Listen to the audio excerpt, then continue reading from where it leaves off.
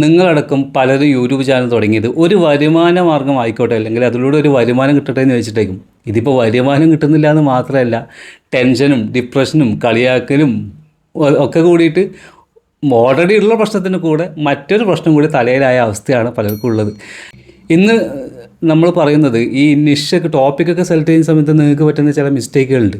ആ മിസ്റ്റേക്കുകൾ നിങ്ങൾ കറക്റ്റ് നോക്കി. ഇപ്പോൾ ഇന്ന് ഞാൻ അതിൻ്റെ ഒരു ഫ്രെയിം വർക്ക് പറഞ്ഞുതരാം എങ്ങനെയാണത് നോക്കേണ്ടത്. അപ്പോൾ അതുപോലെ നോക്കിക്കഴിഞ്ഞാൽ നിങ്ങൾ നിഷ് കറക്റ്റ് ആണോ അല്ലയോ എന്നൊക്കെ നമുക്ക് മനസ്സിലാക്കാൻ പറ്റും. അതുപോലെ തന്നെ സാധാരണയായിട്ട് നമ്മളൊക്കെ എന്തെങ്കിലും പരാജയം വരുന്ന സമയത്ത് നമ്മൾ ചെയ്യുന്ന ചില കാര്യങ്ങളുണ്ട്. അപ്പോൾ അങ്ങനെയുള്ള കുറച്ച് സംഭവങ്ങൾ നമുക്കിന്ന് പറയാം. അപ്പോൾ ആദ്യം തന്നെ ഞാൻ പറയുന്നത്, സാധാരണ സൈക്കോളജിയൊക്കെ പഠിക്കുന്ന ആളുകൾ പലതരത്തിലുള്ള സിൻഡ്രോംസ് പഠിക്കും. അതായത് ചില കേസ് സ്റ്റഡീസും കാര്യങ്ങളൊക്കെ. ഇപ്പോൾ ഇന്ന് ഞാൻ പറയാൻ പോകുന്നത് ചിലപ്പോൾ പറഞ്ഞ കേസ് സ്റ്റഡീസൊക്കെ ഉണ്ടാവും. പക്ഷേ ഞാൻ എൻ്റെ രൂപത്തിൽ പറയാമെന്നുണ്ടെങ്കിൽ ഞാൻ അതിനെ പറയുന്നത് ഗോപാലേട്ടൻ സിൻഡ്രോം എന്ന് പറയും.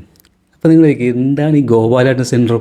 അപ്പോൾ എൻ്റെ കമ്മ്യൂണിറ്റി പോസ്റ്റ് കഴിഞ്ഞ ദിവസം വായിച്ചവർക്ക് ചിലപ്പോൾ ഏകദേശം ധാരണയുണ്ടാവും എന്താണ് ഈ കാര്യം എന്നുള്ളത്. ഗോപാലേട്ടൻ സിൻഡ്രോം എന്ന് പറയുന്നത് ഒരു സ്റ്റോറി രൂപത്തിൽ നമുക്ക് പറയാം. അപ്പോൾ നമുക്ക് ഗോപാലേട്ടനും വേണം, വേറൊരാൾ കൂടി വേണം. ആ ക്യാരക്ടറിനെ നമുക്ക് രമ എന്ന് വിളിക്കാം. അപ്പം രമ ഒരു യൂട്യൂബ് ചാനൽ സ്റ്റാർട്ട് ചെയ്തു. അങ്ങനെ ടോപ്പിക്കൊന്നുമില്ല, എന്തെങ്കിലുമൊക്കെയോ എടുത്തിടും യൂട്യൂബിൽ. ചിലത് റീച്ചാവും, ചിലത് റീച്ചാവില്ല. ചില വീഡിയോസിനൊക്കെ 300-400 വ്യൂസൊക്കെ വരും, ചിലതിന് കുറവായിരിക്കും. പക്ഷേ പിന്നെ രമ ചില ദിവസങ്ങളിടുന്ന ഭയങ്കര വ്യൂസ് കുറവാണ്. അത് 200-300 താഴെ, 200 താഴെ. സാധാരണ 400-500 വരുന്നത് 200 താഴെ മാത്രമേ വരുള്ളൂ.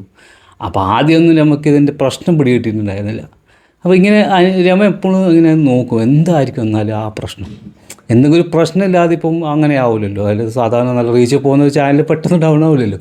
അപ്പോൾ അങ്ങനെയാണ് പിന്നെ രമ ആദ്യത്തെ ഒരു ദിവസം വീഡിയോ അപ്ലോഡ് ചെയ്യുന്ന സമയത്ത്, വീഡിയോ ഷൂട്ട് ചെയ്ത് അപ്ലോഡ് ചെയ്തിരുന്ന സമയത്ത് നമ്മൾ അയൽവാസിയായ ഗോപാലേട്ടൻ അതിലൂടെ പോയി. അപ്പോൾ സാധാരണ ഗോപാലേട്ടൻ അതിലൂടെ പോകുന്നതാണ്, രമ അതൊന്നും വലിയ കെയർ കൊടുത്തില്ല. അപ്പോൾ അന്നത്തെ വീഡിയോ ഡൗണായി. അപ്പോൾ പിറ്റേ ദിവസം വീണ്ടും ഒരു വീഡിയോ ഇട്ടു. അന്ന് കുഴപ്പമില്ല, അടിപൊളിയാണ്. അങ്ങനെ 3ാമത്തെ ദിവസം വീണ്ടും രമ വീഡിയോ അപ്ലോഡ് ചെയ്യുമ്പോൾ ഗോപാലേട്ടൻ സാധാരണ പണിക്ക് പോകുന്ന സമയമാണ്, മൂപ്പര് അതിലൂടെ പോയി.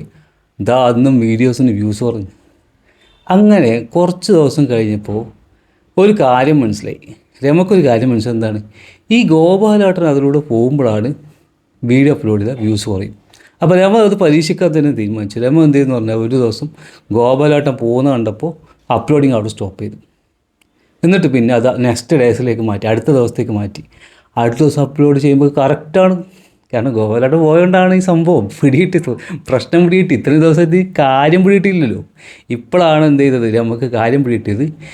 എൻ്റെ വീഡിയോ റീച്ച് ആവാത്തതിന് ഒരേ ഒരു റീസൺ ഈ ഗോപാലേട്ടൻ അതിലൂടെ പോകുന്നതാണ് എന്നുള്ളത്. അപ്പം ഞാൻ ഇത്രയും പറഞ്ഞത് നിങ്ങൾ ചിരിക്കുന്നുണ്ടാവും. കാരണം എന്താ അറിയോ, ഇതേപോലെയാണ് നമ്മൾ കാര്യങ്ങൾ അനലൈസ് ചെയ്യുന്നത്. നമ്മൾ യൂട്യൂബ് എനിക്ക് വരുന്ന മെസ്സേജുകളുടെ ബേസ് ആയിട്ടാണ് ഈ സ്റ്റോറി ഉണ്ടാക്കിയത്.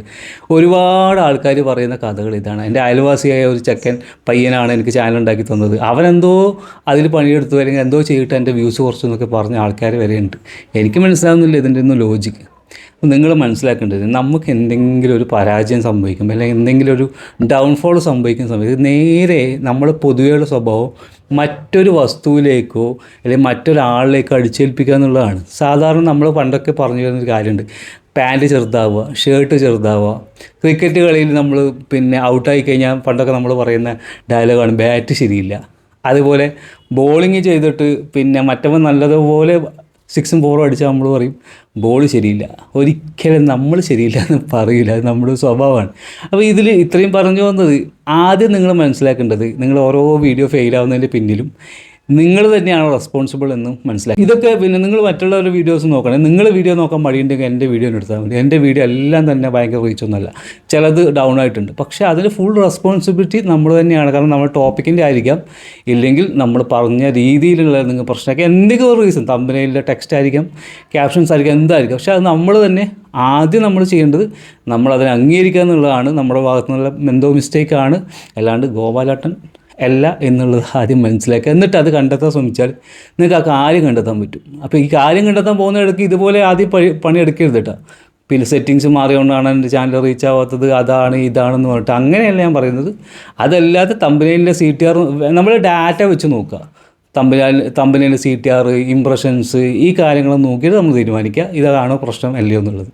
അല്ലാതെ നമ്മൾ ഇതുപോലുള്ള പരിപാടികൾ എടുക്കരുത്. ഓക്കെ, അപ്പോൾ ആ കാര്യം മനസ്സിലായല്ലോ.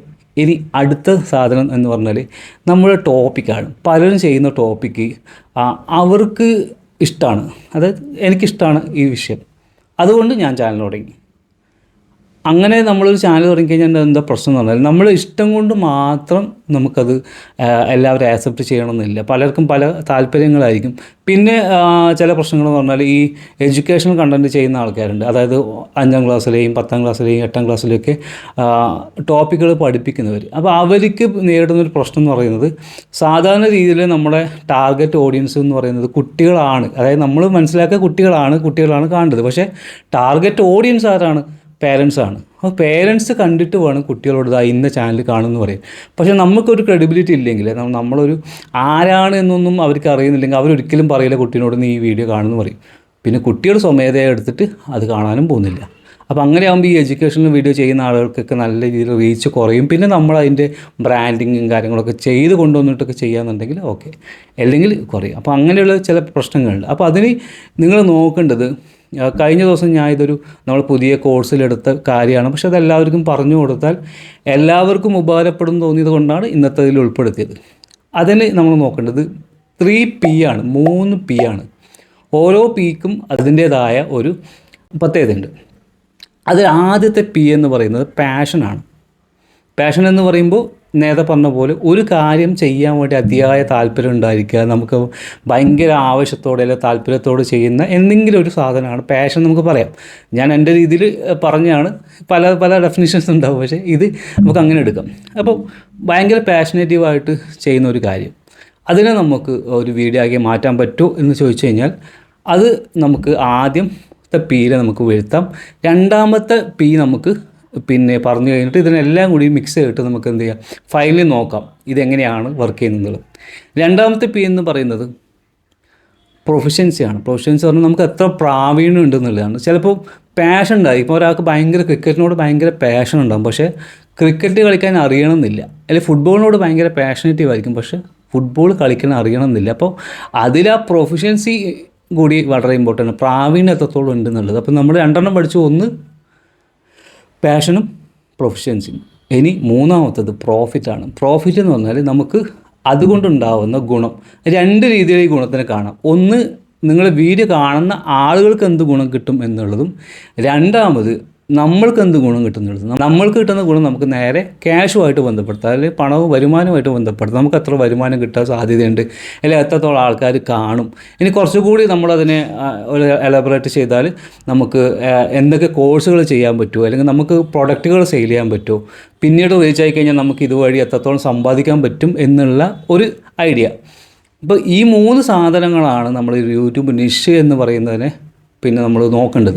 നിങ്ങൾക്ക് എല്ലാവർക്കും അറിയാം യൂട്യൂബ് ഒരു ബിസിനസ്സാണ്. നമ്മൾ യൂട്യൂബ് ചാനൽ തുടങ്ങുന്നത് വരുമാനം ഉണ്ടാക്കാൻ വേണ്ടിയിട്ടാണ്. പക്ഷേ അതിന് നമ്മൾ പലരും പല രീതിയിലുള്ള ഐഡിയാസും അവരുടേതായ ക്രിയേറ്റിവിറ്റിയും പിന്നെ നോളജൊക്കെ ഉപയോഗിച്ചിട്ടാണ് അവർ ചെയ്യുന്നത്. അപ്പോൾ അങ്ങനെ ചെയ്യുന്ന ആളുകൾക്കാണ് ഈ 3P വേണ്ടത്.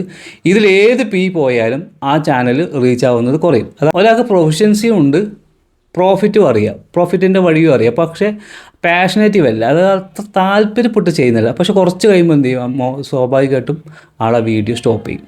ഇനി പാഷനേറ്റീവാണ്, പ്രോഫിറ്റബിളും ആണ്, നമുക്ക് രണ്ടും ഓക്കെയാണ്, പക്ഷേ നമുക്ക് പ്രൊഫഷൻസി ഇല്ല, നമുക്ക് പ്രാവീണ്യമില്ല. അപ്പോൾ കുറേ കഴിയുമ്പോൾ ആളുകൾക്ക് എന്ത് മനസ്സിലാവും, ഇവർക്ക് ഈ ആൾക്ക് ഇതിനെക്കുറിച്ച് വലിയ ധാരണയൊന്നുമില്ല, ഇവനിങ്ങനെ പറയുന്നതാണോ മനസ്സിലാവും. അപ്പോൾ അതും നമുക്ക് നെഗറ്റീവായിട്ട് എഫക്റ്റ് ചെയ്യും.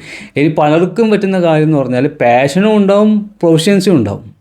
അതായത് പ്രാവീണ്യം ഉണ്ടാവും, പാഷനേറ്റീവ് ആയിരിക്കും, പക്ഷേ വരുമാനത്തിൻ്റെ വഴി അവർക്ക് അറിയില്ല. അതായത് ഇതുകൊണ്ട് നമുക്ക് വരുമാനം ഉണ്ടാകുമെന്നോ അല്ലെങ്കിൽ യൂസേഴ്സിന് വാല്യൂ കൊടുക്കാൻ പറ്റുമെന്നും നമുക്ക് അറിയില്ല. യൂസേഴ്സിന് വാല്യൂ കൊടുക്കുക എന്ന് പറഞ്ഞാൽ ഞാൻ എന്താ പറയുക അങ്ങനെ പറയുന്നത്, യൂട്യൂബിൽ നിന്ന് ഒരു യൂസർ കാണുന്ന വ്യൂവേഴ്സിന് വാല്യൂ കൊടുക്കുമ്പോഴാണ് അവരതിന് കൂടുതൽ കാണുകയും കമൻറ്റ് ചെയ്യുകയും ചെയ്യുക. അതും നമുക്കൊരു വരുമാന മാർഗ്ഗമായിട്ട് മാറുന്നത് അങ്ങനെയാണ്. അപ്പോൾ അതായത് യൂട്യൂബിൽ എന്ന് പറയുന്നത് time is equal to money. നമ്മൾ എത്ര ആളുകൾ നമുക്ക് വേണ്ടി ടൈം സ്പെൻഡ് ചെയ്യുന്നു അത് നമുക്ക് പണമായിട്ട് മാറും. അതാണ് യൂട്യൂബിൻ്റെ ഒരു തിയറി എന്ന് പറഞ്ഞാൽ. അപ്പോൾ ഈ 3 കാര്യങ്ങളും നിങ്ങൾ ഒരു പേപ്പറിൽ എഴുതി വെക്കുക. അതായത് നിങ്ങൾ ആദ്യത്തെ P എഴുതുക, രണ്ടാമത്തെ P എഴുതുക, മൂന്നാമത്തെ P എഴുതുക. എന്നിട്ട് നിങ്ങൾ നോക്കുക നിങ്ങളിപ്പോൾ ചെയ്യുന്ന ടോപ്പിക്കിന് ഈ 3നെയും കവർ ചെയ്യാൻ പറ്റുന്നുണ്ട്, അല്ലെങ്കിൽ ഈ 3ഉം ഇൻക്ലൂഡ് ചെയ്തിട്ടാണോ ഇത് ചെയ്യുന്നത്, അല്ലെങ്കിൽ എൻ്റെ നിഷ് അങ്ങനെയുള്ളതാണോ എന്ന് ആദ്യം ഒരു വെരിഫിക്കേഷൻ നടത്തുക, എന്നിട്ട് നിങ്ങൾ ചെയ്യുക. അപ്പോൾ നിങ്ങൾ പിന്നെ ഞാൻ പറഞ്ഞ പോലെ ഗോപാലട്ടൻ സിൻഡ്രോം ഒക്കെ ഒഴിവാക്കിയിട്ട് കാര്യങ്ങൾ കൃത്യമായി ഡാറ്റ വെച്ച് അനലൈസ് ചെയ്തിട്ട് മാത്രം തീരുമാനം എടുക്കുക. അതുപോലെ നിഷും നിങ്ങൾ ഇതുപോലെ സെലക്ട് ചെയ്യുക. പലരുടെയും നിഷിൻ്റെ പ്രശ്നമാണ് ഇത് വരുന്നത്. പിന്നെ നിഷ് കഴിഞ്ഞാൽ ബാക്കി കുറേ കാര്യങ്ങൾ വരുന്നുണ്ട്. എന്നാലും ബേസിക്കലി നിങ്ങളിതാണ് നോക്കേണ്ടത്. അപ്പോൾ ഇതിനെക്കുറിച്ചുള്ള നിങ്ങളുടെ അഭിപ്രായം, നിങ്ങൾ ഈ 3P എന്താണെന്നൊക്കെ ഉള്ളത് ഒന്ന് കമൻറ്റ് ചെയ്യുക എല്ലാവരും. അപ്പോൾ കമൻറ്റൊക്കെ വായിക്കുമ്പോഴാണ് നമ്മൾ അറിയുന്നത് ഇന്ന ആൾക്കാർ ഇന്ന പ്രാവീണ്യമുള്ളവരാണ്, അല്ലെങ്കിൽ ഇന്ന കാര്യങ്ങൾ ചെയ്യുന്നവരാണ് എന്നുള്ളത്. അപ്പോൾ നിങ്ങൾ കമൻറ്റ് ചെയ്യൂ, ചാനലിൻ്റെ പേരടക്കം കമൻറ്റ് ചെയ്താൽ നമുക്കൊന്ന് ചെക്ക് ചെയ്യാം. ഓക്കെ, നമുക്ക് മറ്റൊരു വീഡിയോ ആയിട്ട് കാണാം.